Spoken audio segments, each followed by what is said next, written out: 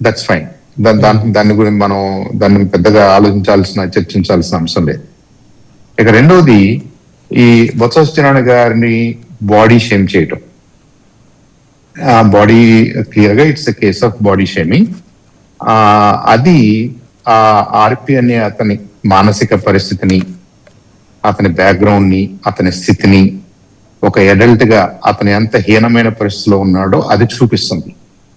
బొత్స సత్యనారాయణ గారిని ఆయన అన్నందువల్ల బొత్స సత్యనారాయణ గారికి తగ్గేది ఏం లేదు.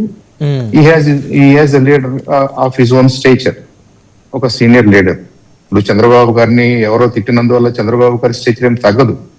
ఆ తిట్టిన వాడి మానసిక పరిస్థితి అర్థం ఉంది. విమర్శ వేరు, తిట్టడం వేరు. విమర్శ వేరు, బాడీ షేమింగ్ వేరు.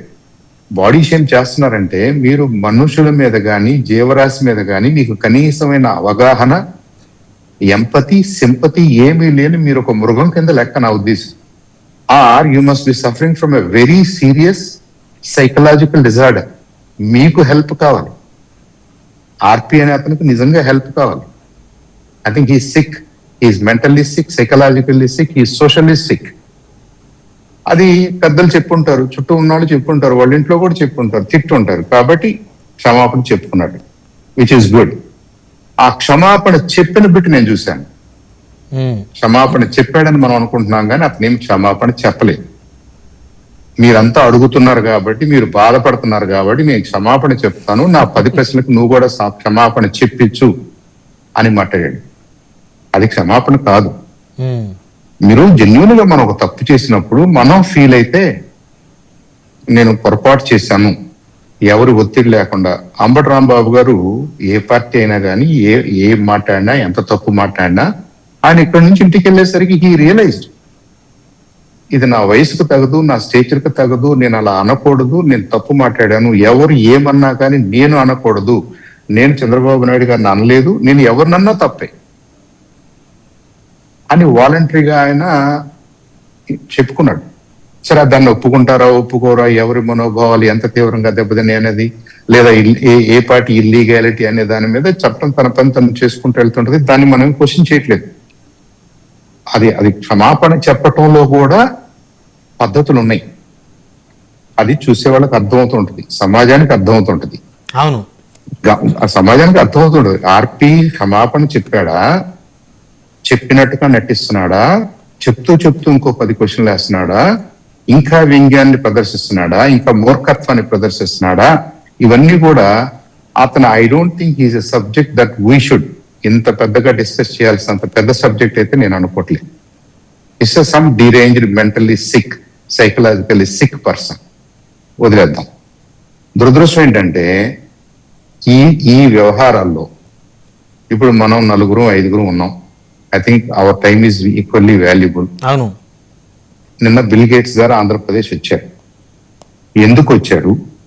ఆయన రావటం అనుకున్నటువంటి ఏ పాజిటివ్ వైబ్రేషన్స్ మనం ఆశిస్తున్నాము, ఏదన్నా ఇంటర్నేషనల్ గా జరుగుతున్నటువంటి అనేక రకాలైనటువంటి టెక్నాలజికల్ డెవలప్మెంట్స్ లో మన రాష్ట్రానికి ఎలాంటి ఐడియాస్ ను మనం అక్కడి నుంచి తెచ్చుకోవచ్చు, మనం చేస్తున్న వాటిని మనం ఎలా వాళ్ళ హెల్ప్ తీసుకోవచ్చు, బయలేటరల్ గా మనం ఇంకొద్దిగా ముందుకెళ్లాలంటే, ఇంకొద్దిగా ఫాస్ట్ వెళ్ళాలంటే బిల్ గేట్స్ లాంటి వాళ్ళు మనకు ఎలా ఉపయోగపడతారు అని కదా మనం మాట్లాడుకోవాలి. ఇవాళ ప్రపంచంలోని అతిపెద్ద సమ్మిట్ భారత్ మండపంలో జరుగుతుంది. ప్రధానమంత్రి గారు నిన్న ఓపెన్ చేశారు. 20-30 దేశాల ప్రధానులు, ప్రెసిడెంట్స్ పార్టిసిపేట్ చేస్తున్నారు. ఏఐ ఎటు తీసుకెళ్తుంది, ఏఐ భారతదేశంలో ఏం జరుగుతుంది, భారతదేశం ఎలాంటి లీడర్షిప్ ఇవ్వబోతుంది, ఏ సెక్టర్ లో ఏం జరగబోతుంది అని చెప్పేసి వాళ్ళ ప్రపంచం అంతా మన వైపుకు చూస్తూ, ఢిల్లీ అంతా ఒక పండగ వాతావరణం ఏర్పడితే, మన దురదృష్టం ఏంటంటే అటు ఢిల్లీలో జరిగేది మనకి పట్టనట్టు, నిన్న బిల్ గేట్స్ వచ్చినా కానీ అది అంత ఇంపార్టెంట్ కాదన్నట్టు, ఎవడో తిట్టాడు, ఏదో తిట్టాడు. హూ ఆర్ దిస్ పీపుల్ అండి? నాకైతే ఒకటి ఉంది, అది జగన్మోహన్ రెడ్డి గారా, చంద్రబాబు నాయుడు గారా, కూటమి ఎక్సా వై అని కాదు. A true leadership should take care of these guys. ఇలాంటి చెత్తని మనం లాస్ట్ గవర్నమెంట్ ఫెయిల్ అయింది కాబట్టి లాస్ట్ గవర్నమెంట్ ఫెయిల్ అయింది. లాస్ట్ గవర్నమెంట్ చేయలేదు. ఈసారైనా సరే కూటమి ఇలాంటి పిచ్చి వేషాలు వేసే వాళ్ళని చాలా సీరియస్ గా పట్టుకోవాలి. 7 ఏళ్ళు సుమోటోగా. నిన్న అనిత గారు అన్నమాట ఎవరో మెన్షన్ చేశారు. కృష్ణారెడ్డి గారు నాకు కూడా mention బాధే కృష్ణారెడ్డి నాకు కూడా బాధేసింది. ఒక హోమ్ మినిస్టర్ చేశారు. అవును, with infinite intelligence network in the state ఒక విషయం జరిగిన తర్వాత ఆ విషయానికి సంబంధించి నాకు తెలియదు, మీ నోటీసులు ఉంటే మీకు ఆధారాలు ఉంటే నాకు ఇవ్వండి, దాని మీద మేము యాక్షన్ తీసుకుంటాము. ఐ థింక్ అంతగా మనం అలాంటి ఆత్మవంచనకు పాల్పడకూడదు. లీడర్ అంటే ఏంటి? First of all you're a strong person.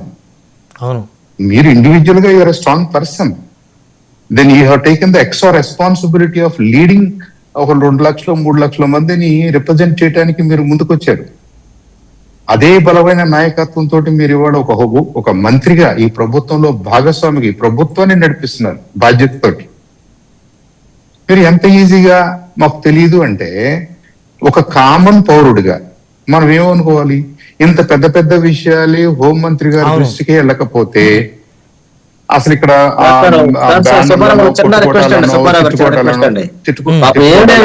బొమ్మే గాని మొత్తం చంద్రబాబు చేతిలో ఉందండి. ఇక్కడ మనకి గత ప్రభుత్వంలో కూడా అంతేనండి. మనం ఇలా అనేటప్పుడు గత ప్రభుత్వంలో కూడా హోం మంత్రులు అందరూ కూడా అలానే ఉన్నారు. జగన్మోహన్ రెడ్డి గారు, సజ్జల రామకృష్ణారెడ్డి గారు, మీ గుంటూరు బ్రహ్మారెడ్డి గారు మా గవర్నమెంట్ లో జరిగితే గుంటూరు రమాని హత్య చేస్తే ఇమీడియట్ గా